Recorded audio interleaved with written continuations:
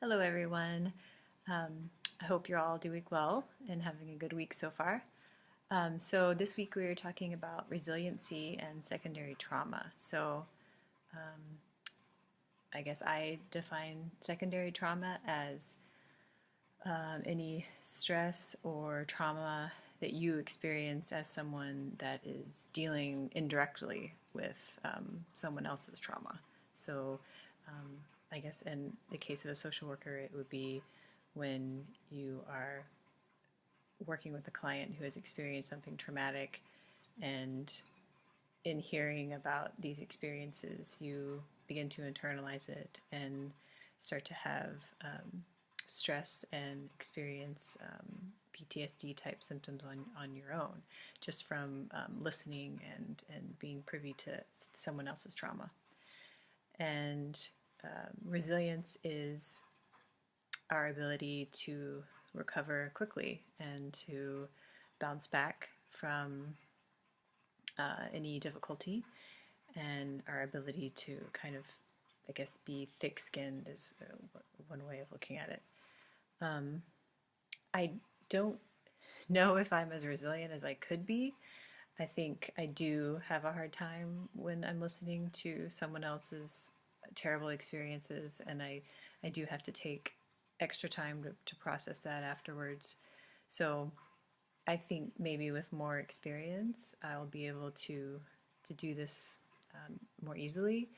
But now, where everything is still pretty new, and I happen to be hearing a lot of pretty traumatic things in my sessions, which I know is common, and it's difficult. So I'm working towards being a very resilient person, but I'm still not quite there yet. So I know that it takes some getting used to, and also I know it takes a lot of self-care. So I'm trying to exercise these things and work towards being a more resilient person, as I know it's completely necessary for this profession. I think in doing my field placement, I can say pretty confidently that I do want to do individual therapy, but I don't think that working with couples or families is what I want to do. I think I would rather focus on individuals, and I still am exploring that, but just so far I feel that I don't manage the couples sessions as well as I might with the individuals. So I know that it might be that I just need a lot more practice, but I just don't feel as confident and comfortable with the couple sessions. And I also know that in working with an organization that is more macro social work, that I probably won't do that, at least in the beginning. I think I prefer doing the individual therapy, but I also know that that will probably change. So I guess I've already kind of talked about why this profession is at risk of secondary trauma a little bit, but of course, in working with people, especially people that are coming for help, or coming to, sometimes not by choice, but are coming in to work through whatever is going on in their lives. A lot of times it is a product of or is influenced by some sort of trauma that's happened in their life. So as a social worker, you are hearing about a lot of pretty difficult things that people experience, and it is hard not to absorb those things, and it's hard to remain completely detached.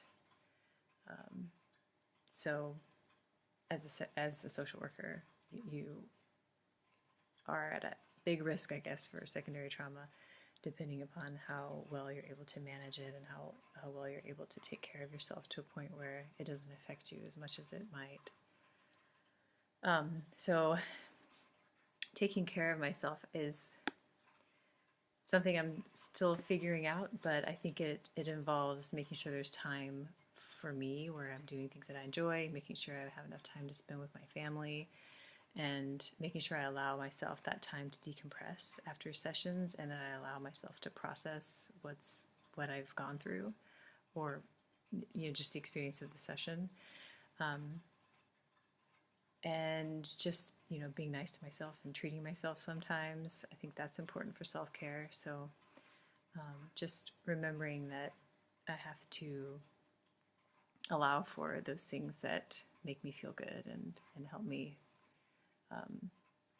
have fun and enjoy life, and try not to get too wrapped up in some of the things that might be hard not to stop thinking about from the sessions. So yoga, writing, reading, traveling, spending time with my dogs, those kinds of things help me take care of myself.